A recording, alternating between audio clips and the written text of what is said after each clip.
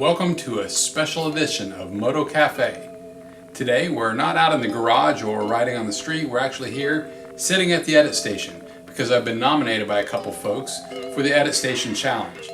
So let's take a look at what's going on here with my edit setup in this edition of Moto Cafe.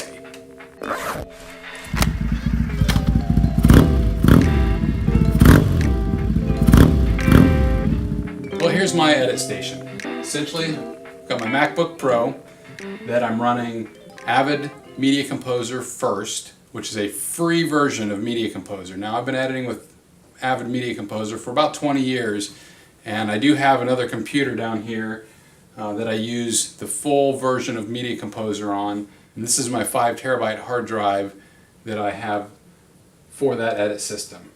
So the colorful keyboard here is for the Avid Media Composer on the PC, and I can switch this monitor either between the PC or I can run it as a dual monitor for my Mac. So this is where I do most of my editing, is right here on this Mac.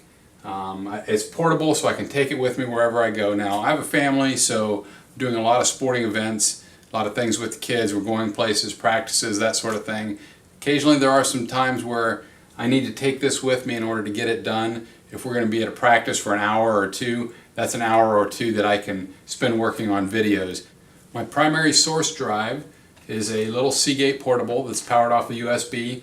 Fantastic for taking on the go. So I literally can just take my laptop and my Seagate drive, and I store all my projects themselves on the laptop, and all the media goes on my external drive. So that way, even if the external drive were to die, I still have the projects themselves saved on the hard drive of the laptop.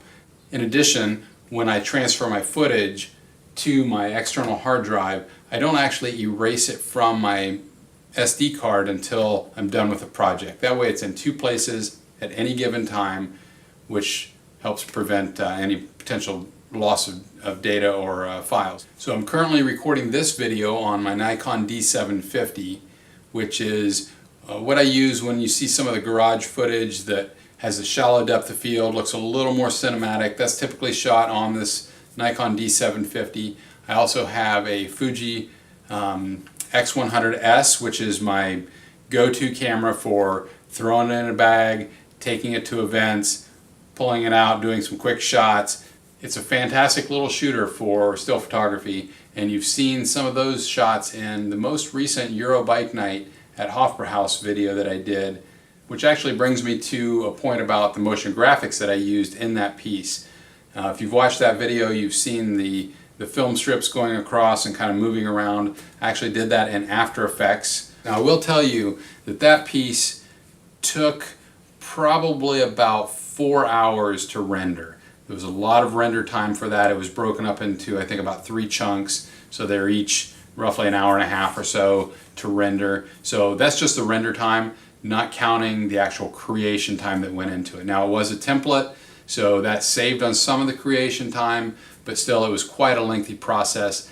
And while I enjoyed doing that and I think it looks fantastic, that particular video took me a lot longer to create than what I typically would do. I don't really have that much time to put into these, so I tend to try to simplify a lot more. And in my previous professional career where I did video production, that is the type of thing that I would do on a regular basis. I actually got burned out on it, which is why I changed careers. So I jumped into something that's completely out of the realm of video production, and now I only do it for my YouTube channel, which is just fun. So I threw all the rules out the window. So if I want to mix cameras, if I want to mix lighting temperatures, whatever, I don't care. Audio, who cares? I'll just record it. If it sounds good, great. If it doesn't, I'll either record it again or I'll do some kind of EQ on it. I'm not going to really stress about it anymore because it's not my job anymore. Now I just do it for fun and I do it for you guys. So I want it to be good. I want it to look good. I want it to sound good.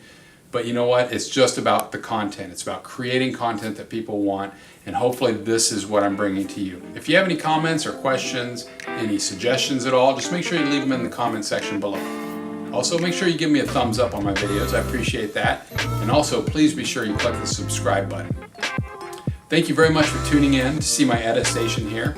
And Until next time, this is Moto Cafe.